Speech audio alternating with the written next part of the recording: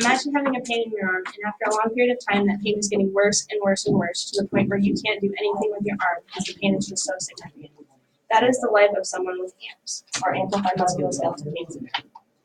Today I'll be talking to you about what AMPS is, the main causes of AMPS, and the treatment, diagnosis, and the testing. So what is AMPS? AMPS is a medical condition where someone has an abnormal pain reflex in any part of their body. It could be in your joints, your muscles, or any part of you. Normally, when someone gets hurt, your pain is sent from pain receptors through your spinal cord and into your brain, and then your brain finally recognizes that you are in pain. But with someone with AMPS, it is a totally different system of how you precede pain. There's a short circuit in your spinal cord when you have AMPS. So when you're hurt, your pain signals are not only sent through your spinal cord, but they are sent through your neurovascular nerves, which are your autonomic or your fight or flight nerves, which control your blood flow and your blood vessels. These blood vessels will constrict and become smaller and cut off blood flow to an oxygen to your muscles and your bones, which will cause lactic acid buildup, which causes more pain to you. Next, the signal is sent through your spinal cord, but because of this short circuit, it causes more pain and decreased blood flow and decreased oxygen and more lactic acid buildup.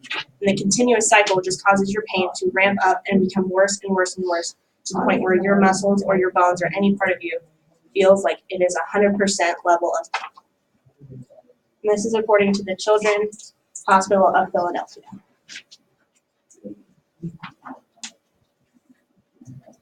With children with AMPS also have different conditions such as allodynia, myofascial pain, or fibromyalgia. And this is pain where like a light touch or just sitting down for 5 minutes causes so much pain that it's not normal for somebody.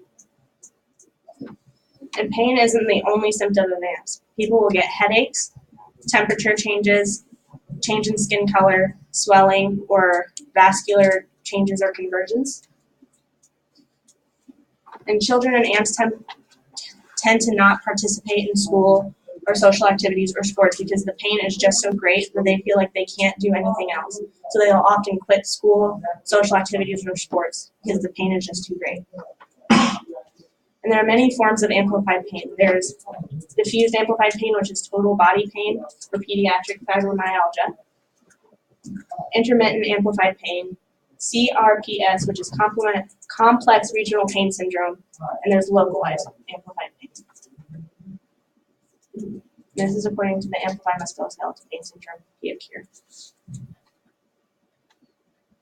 Now you know what AMPS is, we can tell you what causes AMPS. There are 3 main causes for AMPS. There's injury, illness, and psychological stress. I personally suffer from psychological stress, which causes AMPS.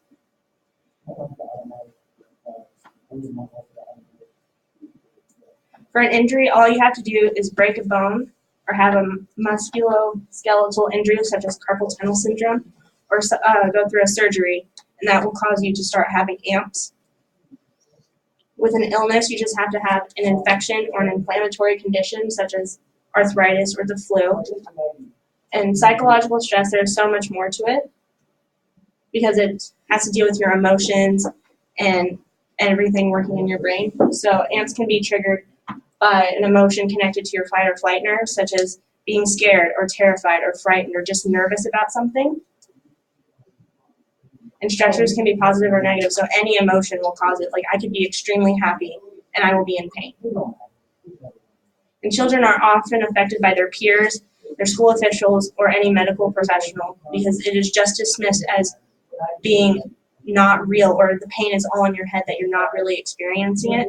But it is. It's just because we can't see it, people don't think it's real. Like when I went to the doctor because I had such bad pain in my knees and my wrists that I couldn't type on my computer or I couldn't get up in the morning because getting up physically made me cry and I could not bend my knees. So my doctor did x-rays of my wrists and my knees and just told me there was nothing wrong with me, that it was all in my head or that I was on my phone too much.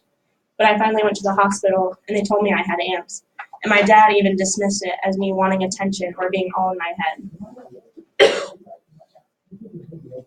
And now that we know what causes it, we can be tested, diagnosed, and treated.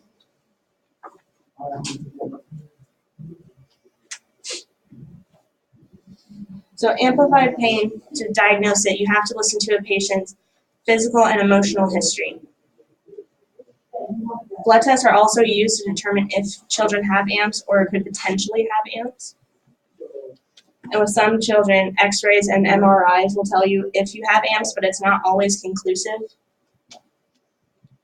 An early diagnosis can be difficult because not all the symptoms may appear, but they could develop later on.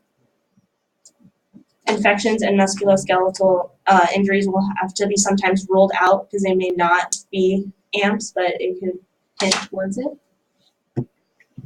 And there's always a wide spectrum of AMPS. So unless physicians are trained to recognize AMPS, they will just dismiss it, like I said before, or it's all in your head, or something like that.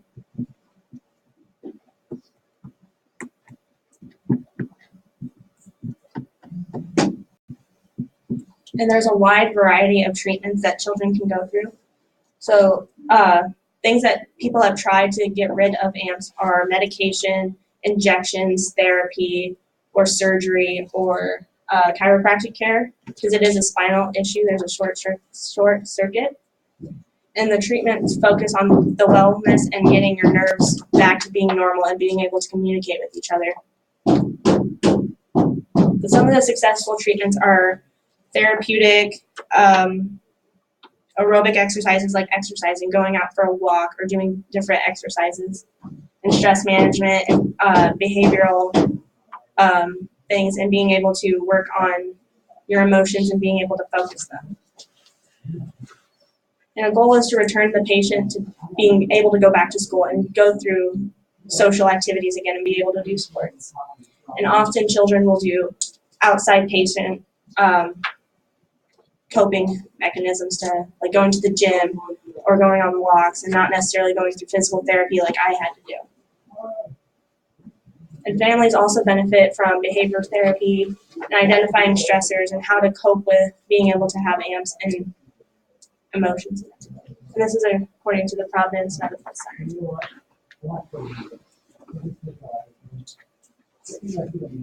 So let's recap what you learned today about AMPS. You learned what it is, what causes it, and the testing, diagnosis, and treatments.